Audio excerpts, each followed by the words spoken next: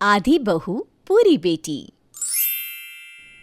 नहीं मम्मी, मुझे कुछ नहीं खाना, मैं सोने जा रही हूँ।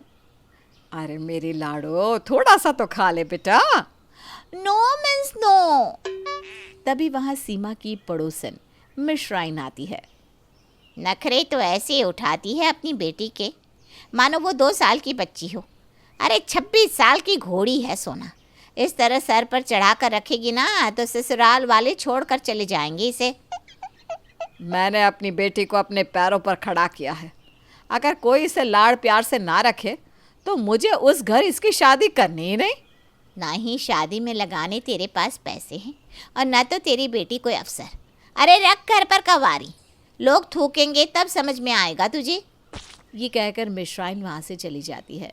मिश्राइन की बात सुनकर सोना रोने लग जाती है। खाना तो तुम मुझे खिला रही हो माँ, तो सबको क्यों तकलीफ है? जब देखो कोई ना कोई ताना देकर चला जाता है। सभी ससुराल वाले बुरे ही होते हैं क्या? नहीं होगी शादी तो ना हो। अरे वो मिश्राइन तो पागल है, तू क्यों मन खराब करती है? चल खाना खा। सोना सीधी सादी और बड़े लाड़ प्यार में पली बड़ी लड़की थी। वो ज़्यादा समय पढ़ने में देती थी, जिस कारण उसे रसोई का कोई काम सही से नहीं आता था। हर रोज़ कोई ना कोई इस कारण उसे ताना सुना ही दिया करता था। एक रोज़ मेरे घुटने में बहुत दर्द हो रहा है। दुखेंगे ही ना माँ, तुम बैठती कहाँ हो दिन भर इधर से उधर। आओ मैं मालिश कर देती हूँ। सोना सीमा के पैरों की मालिश कर रही होती है।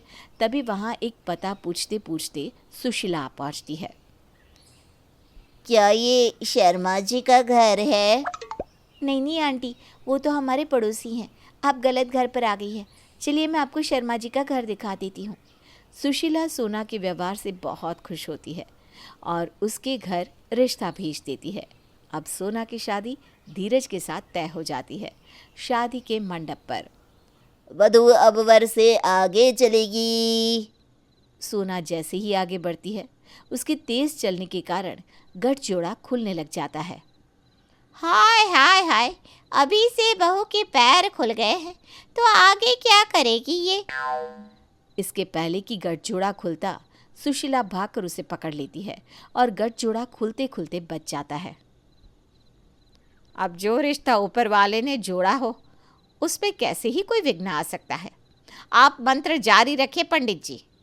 सुशीला की बात से लोगों की जुबान बंद हो जाती है और धीरज के साथ सोना की शादी हो जाती है।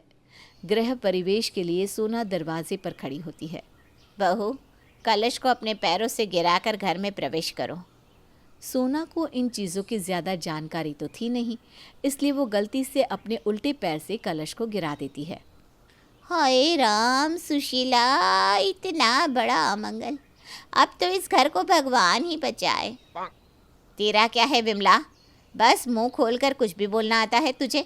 पता नहीं क्या बायां अंग स्त्री का होता है। मेरी बहू ने गिरा ही दिया उल्टे पैर से कलश, तो ये तो और भी अच्छा हुआ ना, घर में समृद्धि आएगी। बड़ा बहू की तरफदारी कर रही है तू। कितने पैसे ले आई है बहू दहेज में? आंटी, ये आप क्या कह रही हैं? मम्मी जी ने तो एक पैसा भी नहीं लिया मेरे परिवार से।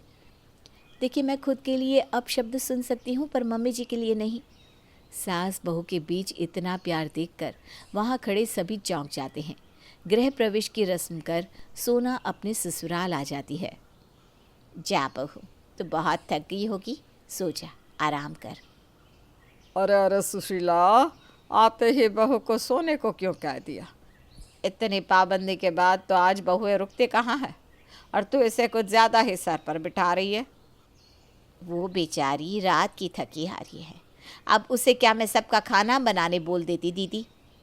मैंने तो पहले ही सोचा था, अपनी बहू को मैं किसी तरह की कोई तकलीफ़ नहीं दूंगी। मैंने जो कुछ सहा देखा वो मेरी बहू नहीं देखेगी, मैं उसे अपनी बेटी की तरह रखूंगी। ये सब कुछ वहीं दूर खड़ी सोना सुन रही थी। मेरी किस्मत इतनी अच्छी हो सकती है, मैंने कभी नहीं सोचा था। हाँ, मैं परफेक्ट नहीं हूँ, बट मम्मी जी के लिए परफेक्ट बनूंगी। अब मैं अपनी मम्मी जी को कोई प्रॉब्लम नहीं होने दूंगी। उनके लिए बेटी साबित करके ही दिखाऊंगी। सोना अपने कमरे में जाकर कपड़े बदलकर सीधा रसोई में जाकर अपनी माँ को कॉल लगाती है। वो मम्मी, तुम घर पर जो दम आलू बनाती हो ना, उसकी रेसिपी बताओ ना, मैं सबके लिए पूरी और दम आलू बना रही हूँ। तू रसोई में है? अरे बेटी, गरम तेल खुद पे मत गिरा लेना। कैसे लोग हैं, आते ही तुझे रसोई में भेज दिया। मैंने तेरी शादी उस घर में करवा कर कोई गलती तो नहीं कर दी ना? नहीं माँ, इतनी अच्छी है मेरी सासू माँ कि मैं क्या कहूँ। सभी उन्हें ताने देने लगते हैं मेरे कारण, और मैं नहीं चाहती कि उन्हें कुछ भी सुनना पड़े, इसीलिए मैं खुद की मर्ज़ी से रसोई में आई हूँ। अरे मेरी बेटी तो बहुत समझदार हो गई है। अब मुझे विश्वास हो गया है कि तू गृहस्थ जीवन अच्छे से चला लेगी। अपनी माँ से पूछकर सोना अच्छे से खाना बनाकर डाइनिंग टेबल पर परोसती है। देखिए दीदी, मेरे प्यार का नतीजा, मेरी बहू के हाथ की पहली रसोई खाइए आप। पहली रसोई और एक भी मिठाई ही नहीं? ये नहीं बताया क्या तेरे मायके वालों ने कि पहली रसोई में मीठा बनाना ज़रूरी होता है? अब मैं अभी बना देती हूँ बुआ जी। अरे अरे बहू, तू दुखी क्यों होती है? फ्रिज से आइसक्रीम लिया? हाँ, इतना कर दिया तूने बहुत है। धीरे धीरे समय बीतता जाता है। सुशीला सोना को अपनी बहू नहीं, बेटी की तरह रखती। सोना भी अपनी सास को खुश रखने की पूरी कोशिश करती, पर कोई ना कोई इस बात पर सुशीला के कान भर ही दिया करता। एक दिन सुशीला की सहेली विमला उसे रोते हुए कॉल करती है। सुशीला, तू मेरे घर आ, मेरा सब कुछ खत्म हो गया है। सुशीला विमला के घर जाती है। सुशीला, मेरी बेटी को उसके ससुराल वाले बहुत परेशान करते हैं। वो अपना ससुराल छोड़कर आ गई, अब मैं क्या करूं? और फिर पास खड़ी अपनी बहू को देखकर कहती है, अरे बहू, तू क्या मेरे सर पर खड़ी है? जा चाय लेकर आ सुशीला आंटी के लिए। क्या बोलूं सुशीला, एक तो बेटी वापस आ गई और एक बहू ऐसी।